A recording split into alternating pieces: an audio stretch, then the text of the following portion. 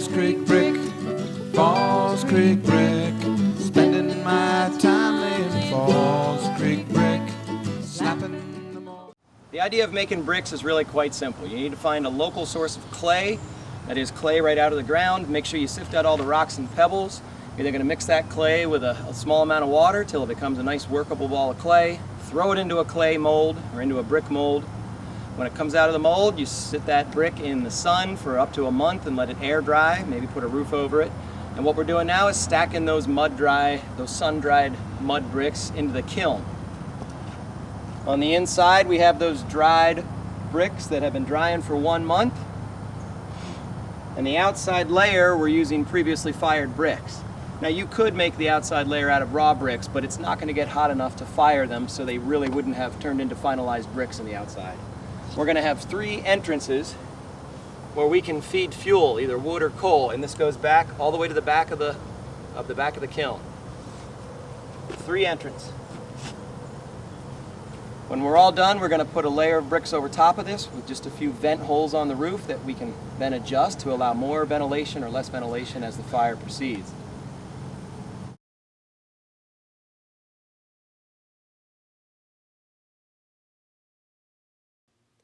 The first step in harvesting the clay is to dig it out of the ground. Now the easiest way to work the clay is in a dry state, because if it's dry you can sift out the rocks, as you see here, quite easily. You can't have any rocks in the brick. If you do have rocks in the brick, when you go to fire them, they're going to heat up at a different rate, and any moisture differences that you have in the rocks compared to the clay are going to cause miniature explosions. In other words, your bricks are going to break apart. Now in many of the brickworks in Danville area in the 1800s, they actually mined the clay and let that clay expose to the elements all winter long. In other words, the freezing and thawing is going to break up the clumps of clay and actually work it into a nicer state. Now, another method was to use what's called a pug mill, either horse-drawn or steam-powered, and you could actually grind the clay, wet or dry, right into a workable state. The next step would be actually molding the bricks, and that's where you're going to add a small amount of water to the clay and work it into a small ball, or clot as it was called, and then that clot is going to be thrown into the brick mold as you see here. Any excess clay will then be trimmed off the top of the brick mold. Now in some cases the brick molds were made out of beech wood. Some molders claim that resisted sticking to the clay. But in many cases you could resist the sticking simply by rolling your clay in a little bit of sand before you throw it. Or you could put a little bit of sand in your brick mold before you throw it, and that will reduce the sticking that you get.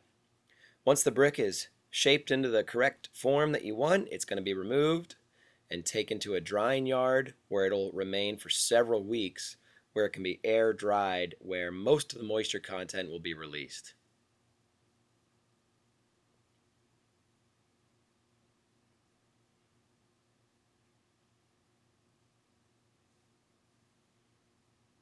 Once it's dried for approximately a month, the moisture content is down to around 15 or 20%. Now it's ready to be fired.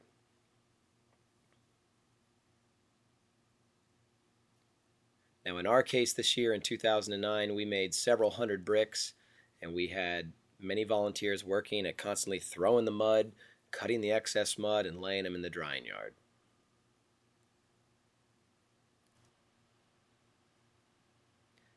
The bricks were then set out in the sun on sunny days, and on rainy days they were covered with a small amount of roofing to keep them dry, and they remained this way for several weeks. Now in some cases a small amount of coal dust or colm was added to the clay mixture to give it a darker red color when the baking process takes place.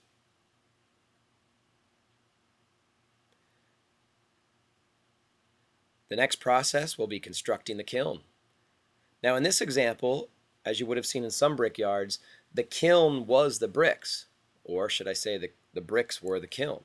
And that is that you started with nothing more than a level surface, and you began stacking the bricks that you made, the raw bricks, in the shape of a kiln. Now in this example we actually used previously fired bricks to make the outside walls and also the floor of the kiln.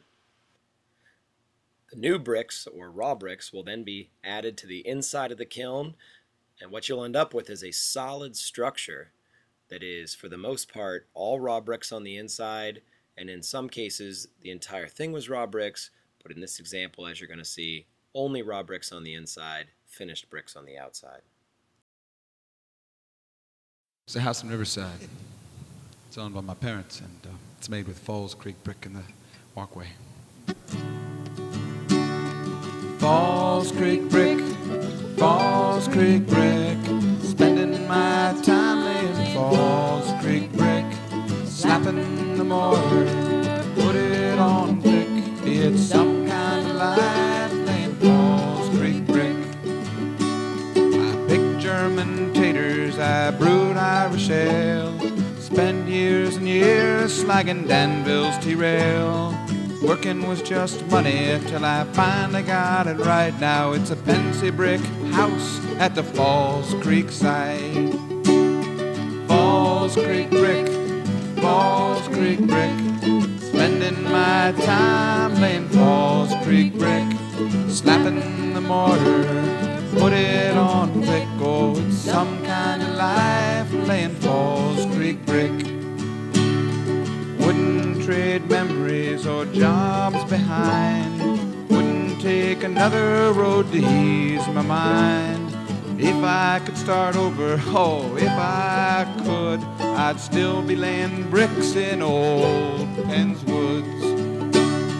Falls Creek brick, Falls Creek brick, spending my time laying Falls Creek brick, slapping the mortar, put it on thick. Oh, it's some kind of life laying Falls Creek brick.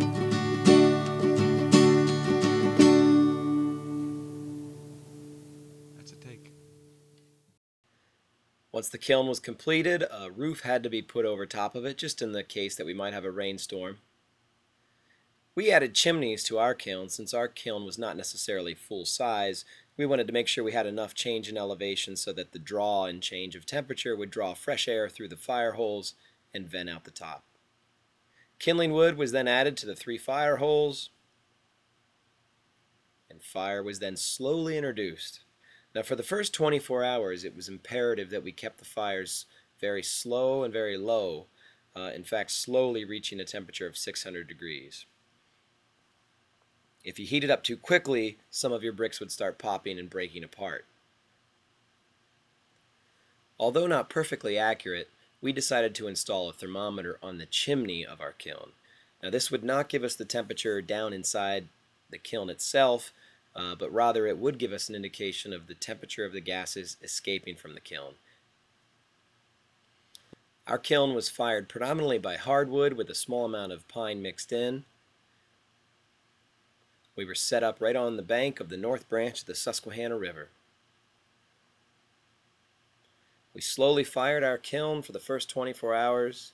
Meanwhile, I took advantage of the heat, fired a little sweet corn, some potatoes.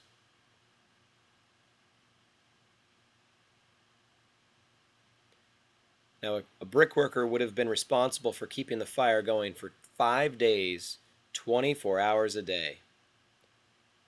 I'm sure they rotated in 12-hour shifts, but it's still a tremendous amount of work. As the sun set on the first day, we still maintained fairly low fires and tried to remain under that 600-degree temperature threshold.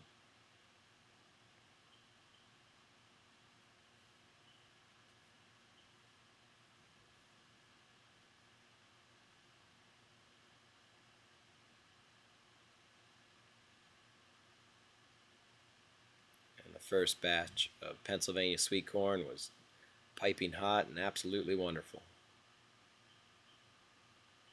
The whole crew enjoyed it. After a dinner of sweet corn and potatoes, we took advantage of the heat and roasted some marshmallows.